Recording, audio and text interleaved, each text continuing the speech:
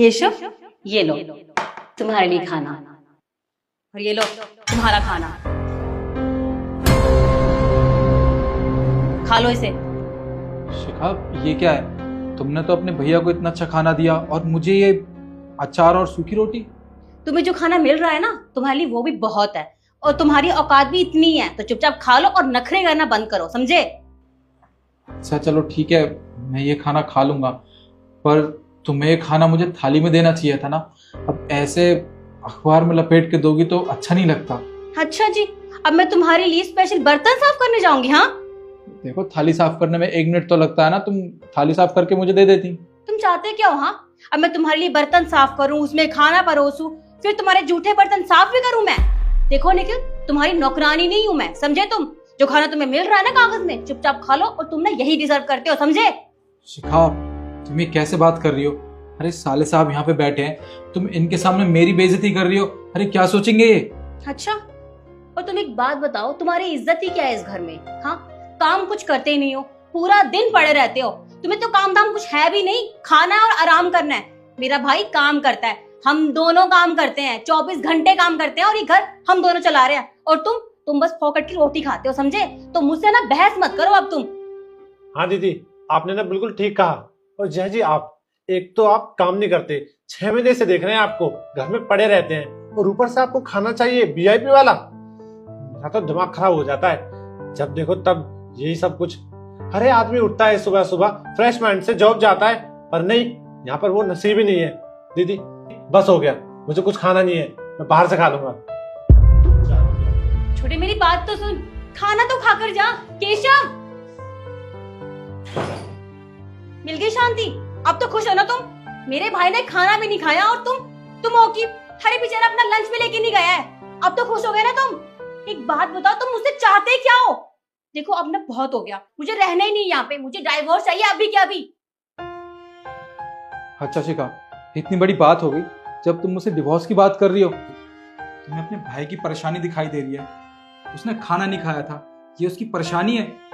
और जो 6 महीने से मैं तुम्हारे ताने सुनता आ रहा हूँ, उसका क्या? तुम्हें क्या लगता है मैं बाहर जाके नौकरी नहीं करना चाहता? हाँ, घर पे बैठ के तुम्हारे और तुम्हारे भाई के पैसों पे पलना चाहता हूँ? ऐसा कुछ नहीं है। अरे मैं भी चाहता हूँ मैं बाहर जाके नौकरी करूँ, तुम्हें पता नहीं होगा, पर हर सुबह मैं निकलता हूँ घर से नौकरी की तलाश में। अब जब मुझे नौकरी नहीं मिल रही है तो इसमें मेरी क्या गलती है? जब मैं अच्छी नौकरी करता था, अच्छे पैसे कमाता था, तब तुम और तुम्हारे भाई मुझे सराखों पे बैठा के रखते थे, और तुम मुझे अच्छा खाना देती थी, और रोज शॉपिंग पे जाया करती थी, घूमने जाया करती थी हर हफ्ते। और जब आज मेरे पास नौकरी नहीं है, मैं बेरोजगार बैठा हूं, तो आज तुम दोनों मेरे साथ ऐसा बर्ताव करते हो। अरे मुझे खाना भी भिखारियों की तरह मिलता है इस घर में। यही गलती है मेरी कि मैं 6 महीने से बेरोजगार बैठा हूं। अरे मैं नहीं चाहता कि मैं तुम दोनों के ताने सुनूं, मैं भी चाहता हूं मैं एक अच्छी नौकरी करूं, ताकि मुझे इस घर में इज्जत मिल सके, 2 वक्त की रोटी सुकून से मिल सके। पर नहीं, तुम्हारी इतनी सी बात समझ नहीं आती ना। तुमने और तुम्हारे भाई ने तो ठेका उठा रखा है मुझे रोज ताने सुनाने का। तुम्हें पता है मेरे अंदर क्या बीतती है, और तुम्हें पता कैसे होगा? खुद को मेरी जगह रख के तो देखो। अरे कितने ताने सुनता हूं मैं तुम लोगों के, तंग आ चुका हूं। मन तो ऐसा करता है कि यहाँ से भाग जाऊं कहीं पे, वापस इस घर में ना आऊं, पर क्या करूं, मुझे तुम्हारी फिक्र होती है ना, इसलिए बस रुक जाता हूं यहाँ पे। और हाँ, तुम्हें याद है ना, शादी से पहले तुमने मुझसे क्या कहा था? तुम्हारा भाई बेरोजगार है, उसके पास कोई नौकरी नहीं है, और वो शादी के बाद हम दोनों के साथ इस घर में रहेगा। अब याद है ना तुम्हें, मैंने तुम्हारे भाई की नौकरी लगवाई थी एक अच्छी जगह। और आज तुम्हारा वही भाई मुझे इतना कुछ सुनाता है।